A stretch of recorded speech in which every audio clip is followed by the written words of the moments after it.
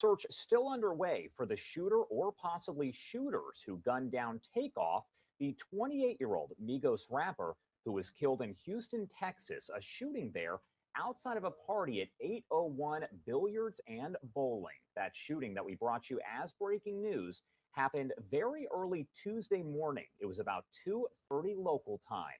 Some kind of fight broke out, police say, during a dice game, and that is when those gunshots were fired. Takeoff, again 28 years old, did suffer multiple gunshot wounds and was killed. Our Fox Houston team with the latest information. Yeah, this new video obtained by TMZ does not show who fired the fatal shot, but it does show Takeoff in a crowd of people where there could have been multiple guns. It also shows how quickly violence can escalate. Who fired the shots that killed global rap star Takeoff is still a mystery tonight. The new video shows someone police are interested in talking to. TMZ released footage that shows an unidentified man standing near rappers Quavo and Takeoff with a gun in his pocket. This was while Quavo got into an argument with someone over a dice game. A scuffle starts. Then you can see that same man with that gun drawn, and you hear gunshots. Still can't tell who fired the first shot. But we know after that first shot, there were roughly 10 more shots. Police say they are aware of this video and this unidentified man is a person of interest. There's also speculation that multiple guns were fired. TMZ executive producer Charles D𝖊ath says that they anticipated more people to send information that could help police figure out what happened early Tuesday at 810 Billiards and Bowling. A private party had already ended that night with at least 40 people in attendance. Migos' record label, Quality Control Music, and its CEO, Pierre Thomas, released statements in regards to the shooting. Part of it reads, quote, "Senseless violence and a stray bullet has taken another life from this world, and we are devastated. Please respect his family and friends as we all continue to process this monumental loss." Fans also share their grief for a recording artist that left a lasting impression. Traumatic things, tragic things happen to them. Their fans feel it also. And I've certainly seen plenty of that emotion being poured out on social media. Now, we're still waiting to hear from Houston police to see if they have any more evidence on this case, including possible surveillance video. This is a business off of San Jacinto that's surrounded by cameras. If you have any information that can help police solve this crime, contact Crime Stoppers or HPD. So I just wanted to say that while they do have a person of interest, it's kind of disappointing that nobody's really saying anything. But at the same time, I also get it because every action also leads to another reaction, which means people deal with stuff the street way. And I feel like it would just cause more people to end up getting killed.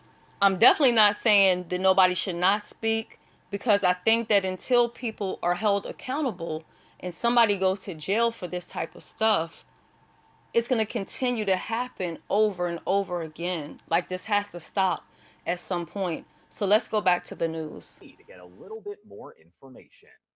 There is a man on video who has his hand on what appears to be a handgun. Now, he doesn't pull out the weapon on the video, but he certainly does have his hand on the grip and looks ready to go. Now, just moments after, literally seconds after, gunfire erupted, sounded like 10 shots, and of course, Takeoff wound up on the floor. Quavo was very much involved, and it doesn't appear that Quavo was trying to start a fight or be violent in any way, but there was certainly a heated altercation, verbal altercation that was happening in the moments before the shooting. We're also hearing from several officials there in Houston, Texas. Our Fox Houston team even getting comment from the mayor there about this shooting and other shootings all across the city. Young men who are with guns, and let me underscore with guns, when they're getting into an argument, it's no longer just a fist fight, okay? It's no longer just pushing and shoving. Everybody is carrying guns. And when they get in these emotional settings and tempers flare, it's just so easy to pull your gun and start shooting. Rapper Takeoff did die from those gunshot wounds to the head and torso after a shooting outside of a private party at a downtown Houston bowling alley that happened on Tuesday morning. So the announcement about the autopsy did follow that autopsy by the Harris County Institute of Forensic Sciences in Houston. It comes as police are still seeking the public's help in tracking down the person or persons responsible for the rapper's murder. TakeOff's primary cause of death was listed as, quote, penetrating gunshot wounds of head and torso into arm, and his manner of death on that report called a homicide. TakeOff formed 1/3 of the Grammy Award nominated rap duo Migos with Uncle Quavo and cousin Offset from suburban Atlanta. People across Atlanta are now in mourning. Our Fox 5 Atlanta team with more on that. Mourners on the Beltline stopped to pay their respects to TakeOff at a mural put up in memory of the fallen rapper. The first thing I felt when I saw it was an immense wave of sadness because TakeOff was my favorite Migo of the three.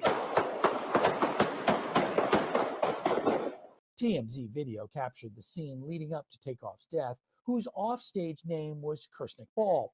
An autopsy found the 28-year-old member of the Gwinnett-based Migos rap trio was killed by gunshot wounds to the head and torso.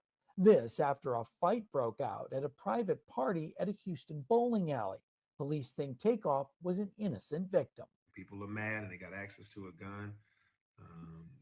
Anything can happen. Violence ensues. Atlanta Mayor Andre Dickens released a long video during which he talked about TakeOff's contribution to the metro area, as well as the importance of stopping gun violence. TakeOff is a bystander. This was an unintended. He was not the target.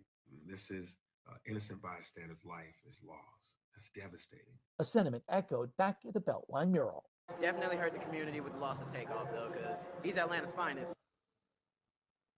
Many entertainment reporters throughout the Atlanta area have spoken with TakeOff and the other members of Migos. I do want to play for you just a short soundbite here. This is from one of those reporters remembering the time with TakeOff and what this death means for Atlanta. He was a son, he was a brother, he was a great friend, a producer, a writer, and he was someone who really enjoyed being with his family. He was a very family man and very unproblematic. Like every time we've seen him out, he's always been to himself, always been just, about good vibes, and has always been very, very humble.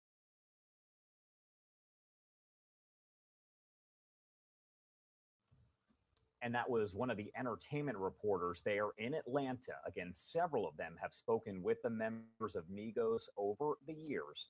And she did remember him, of course, as the more laid-back member of Migos of the three there. We will, of course, continue to bring you more updates as we do get them. Our Fox 2 San Francisco team taking a closer look at other murders in the hip-hop industry. Rapper TakeOff, whose real name is Kirsnick Ball, was 1/3 of the rap supergroup Migos. And everyone spoke of what a great young man this is, how peaceful he is, what a great artist. The 28-year-old was gunned down early Tuesday morning around 2:30 a.m. after attending a bowling party in Houston. And so I think that there's a crisis in the hip-hop community where a lot of clout chasing is going on, where, a lot of these young guys are on drugs, they're doing crazy stuff, and now a rapper has become a prize, a target. P. Frank Williams. Born and raised in Oakland's East Bay, P. Frank Williams is an Emmy and 8-time NAACP award-winning executive producer and showrunner. He's worked with some of hip-hop's biggest artists, produced TV shows and award ceremonies, and was a staff writer for the LA Times. Pop Smoke. King Von, Magnolia Shorty was gunned down. As of 2022, there's been a staggering number of rappers who've been murdered. Williams' latest project, co-executive produced by rapper 50 Cent, is called Hip Hop Homicides. The 8-part series investigates some of hip-hop's most notorious murders. TakeOff was not a gangster rapper. He talked about partying and girls. So what we really wanted to do is often the media and even the police don't give these guys the investigation I think that they deserve. Local rapper Jacka was shot and killed in 2015, and November 1st also marks the day Oakland rapper Murd3r was murdered in 2004. Williams says now it's mainly due to social media beefs or arguments. You know, we never even heard back in the day of internet beef, where you're beefing on the internet, and that beefing on the internet can now turn to death. At least one rapper has been shot and killed each year since 2018. Hip Hop Homicides will air Thursday, November 3rd on WeTV. This is the last thing that I want to talk about. I see why Cardi B reached the point where she started taking legal matters on vloggers who say whatever they want to say, because people are now posting videos stating that Cardi B and Offset reacted to TakeOff's passing, which is untrue. They're taking old videos from a long time ago. They're taking that and they're making it seem like it's new. They're taking old posts and they're doing that, which I think is really heartless, because at the end of the day, they're still family and these people are mourning and they deserve respect. So that's going to be it, and that's going to be all. I hope you guys enjoy the remainder of your day, and you will either see me or hear me in my next video. Bye-bye.